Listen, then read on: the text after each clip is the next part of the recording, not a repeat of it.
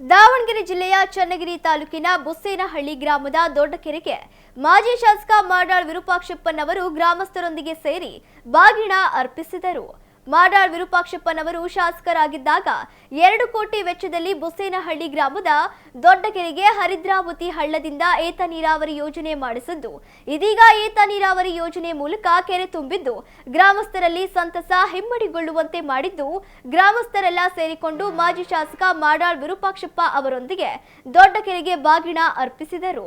ಇದೀಗ ದೊಡ್ಡಕೆರೆ ತುಂಬಿದ್ದು ಅಕ್ಕಪಕ್ಕದ ಗ್ರಾಮಗಳಾದ ದೋಡಿಹಳ್ಳಿ, ಚಿಕ್ಕಲಗೆರೆ, ಬುಸ್ಸೇನಹಳ್ಳಿ, ಮುದ್ದೇನಹಳ್ಳಿ ಹಾಗೂ ಬಿಲ್ಲಹಳ್ಳಿ ಗ್ರಾಮಗಳಲ್ಲಿ ಅಂತರ್ಜಲ ಹೆಚ್ಚಿದ್ದು ರೈತರ ಮೊಗದಲ್ಲಿ ಮಂದಹಾಸ ಮೂಡುವಂತೆ ಮಾಡಿದೆ.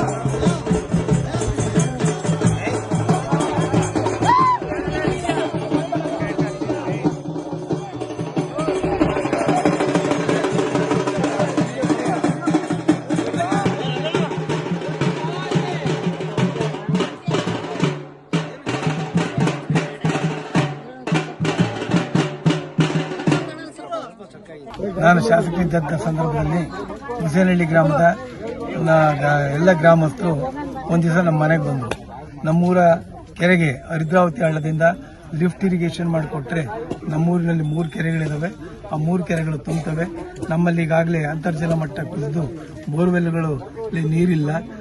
ನಾವು ಪ್ರತಿ ವರ್ಷ ಬೆಳೆದಂಥ ಅಡಿಕೆ ಹಣವನ್ನು ಪೂರ್ತಿ ಬೋರ್ವೆಲ್ಗಳಿಗೆ ಖರ್ಚು ಮಾಡಬೇಕಾದಂಥ ಪರಿಸ್ಥಿತಿ ನಿರ್ಮಾಣ ಆಗಿದೆ ಅಂತ ಹೇಳ್ಕೊಂಡ್ರು. ಅದರ ಮೇರೆಗೆ ನಾನು ನಮ್ಮ ಸರ್ಕಾರದಿಂದ 1,50,00,000 ರೂಪಾಯಿಗಳನ್ನು ನಮ್ಮ ಏನು ಹರಿದ್ರಾವತಿ ಹಳ್ಳ, ಚನ್ನಗಿರಿ ಸೂಳೆಕೆರೆ ಹಳ್ಳ ಇದೆ, ಆ ಹಳ್ಳದಿಂದ ಲಿಫ್ಟ್ ಅನ್ನ ಮಾಡಿಕೊಳ್ಳೋದ್ರ ಮೂಲಕ ಬುಸ್ಸೇನಹಳ್ಳಿ ಗ್ರಾಮದ 3 ಕೆರೆಗಳು ತುಂಬುವಂತೆ ಆಗಿದೆ. ಈ ದಿವಸ ಆ ಲಿಫ್ಟ್ ಇರಿಗೇಷನ್ ಇಂದ ತುಂಬಿದಂತ ಕೆರೆಗೆ ನನಗೆ ಅಧಿಕಾರ ಇಲ್ಲದೇ ಇದ್ರೂ ಸಹ ಊರಿನ ಜನರು ಪ್ರೀತಿಯ ಆಧಾರದಿಂದ ಈ ದಿನ ಕರೆಸಿ ನನ್ನಿಂದ ಬಾಗಿಣವನ್ನು ಬಿಡಿಸಿದ್ದಾರೆ. ಅದಕ್ಕಾಗಿ ನಾನು ಬುಸ್ಸೇನಹಳ್ಳಿ ಗ್ರಾಮದ ಜನರಿಗೆ ಕೃತಜ್ಞತೆಗಳನ್ನು